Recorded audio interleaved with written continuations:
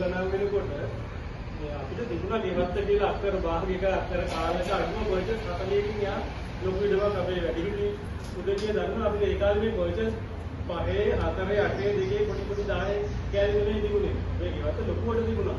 ඒකට අපිට ඒකේ ගොඩක් දේවල් වගා කරගන්න පුළුවන්. පොල් ගස්ද, තෙල් ගස්ද, පොත් ගස්ද හැම දෙයක්ම. හැබැයි මේ වර්තමානයේ වෙනකොට මේ වෙනකොට සාමාන්‍යයෙන් අධිනාගරිකව පර්චේස් එක දුන්නට අර්ධනාගරිකව පර්චේස් 10න් එන අඩුවට කඩන්න කැපිලි කරන්න අවස්ථාවක් තිබුණේ. හැබැයි මේ වර්තමානයේ මේ වෙනකොට පර්චේස් 5 ඉඩ ප්‍රමාණයකට ගියක් හදා ගන්න ඉඩ කඩ තියලා දිනවා. මොකද භූමිය කියන්නේ ඊටාත්ම අඩුවෙන් තියෙන සම්පත මොකද ඒක වර්ධනය වෙන්නේ.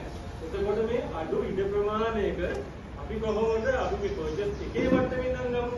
පර්ච් එකක් කියන්නේ අඩි 16මාරක් දිග අඩි 16මාරක් අලල වර්ග අඩි 272.25. එතකොට මෙන්න මේ කණුවේ මේ කණුවේ යටතේ මෙන්න මේ වගේ ප්‍රමාණයක් තමයි පර්ච් එකක් කියලා කියන්නේ. ඉතින් ඔය වගේ ඉඩකත් අධිනාගරිකව ඒ කියන්නේ ටවුන් එකක මහරගම ටවුන් එකේ පර්ච් එක කොටගිල්ලක් කරන්න පුළුවන්. හැබැයි ඒකම අධිනාගරිකව යන වෙන අර්ධනාගරිකව කරන්න තියෙන අවම පර්චේස් 6යි. ඒකත් හැබැයි ඉස්සරහට මිනිස්සු වැඩි වෙන්න ජනගහනය වැඩි වෙන්න යම් යම් වෙනස්කම් වලට වාජනය වෙයි. ඉස්සර නම් පර්චේස් 10 මට්ටමේ තිබුණා. එතකොට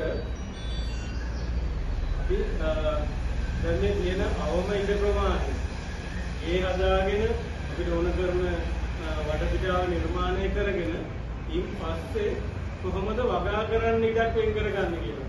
අපි කරමු සාමාන්‍ය පර්චේස් 6 කියන එක තමයි දැන් ගොඩක් වෙලාවට හරි වාසනාවන්තයි පර්චේස් 20ක 30ක අඩුම 10කවත් ඉඩ ප්‍රමාණයක් තියෙනවා නම්. නමුත් ඉතින් අපි ගත්තොත් තමයි වේරෑර වත්තා ශ්‍රීදෝ දින ගෙවල් වල මුල් කාලේ තිබුණා පර්චේස් 5ක්.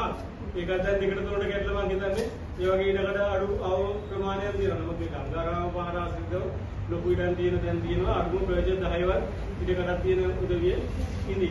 එතකොට සාමාන්‍යයෙන් උද්‍යාන සැලසුම් ශිල්පියෙක් හැටියට මම ගොඩක් වෙලාවට ගෙවල් වලට ගියාම මට හම්බෙලා තියෙනවා සාමාන්‍ය පර්චේස් 10ක ඉඩක ගෙට වෙන් වුණාම ගෙදර කිචන් එක සයිඩ් එකේ බෑක් සයිඩ් එකේ මොකද සාමාන්‍ය ගෙදරක ප්ලෑන් එකක් අපි අනුමත කරන්න දුන්නාම අනිවාර්යයෙන්ම දෙමහල් නිවසක් නම් අඩි 10ක් ඉඩ තියන්න ඕනේ.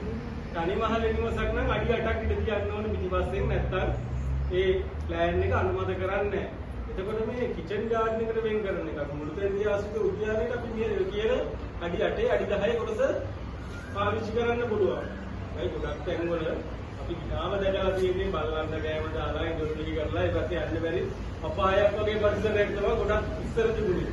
නමුත් මේ වෙනකොට මාස දෙක උත්තරනවල සැරයක් PHI එනවා ඩෙන්ගු චෙක් කරන්න වෙනවනේ. ඒ හින්දා අපේ කට්ටියට බලහත්කාරයෙන් හරි ගෙවත්ත පිරිසිදු තියාගන්න උනන්දුවක් කරලා දෙනවා. හැබැයි මේ වෙනකොට ඇත්තටම අපි ගොඩක් පහුගිය කාලේ මම අවුරුදු 22ක් විතර පුරාවට ජාතික රූපවාහිනී නුග සේවන හරහා මේ කතන්දරය කියලා තියෙනවා.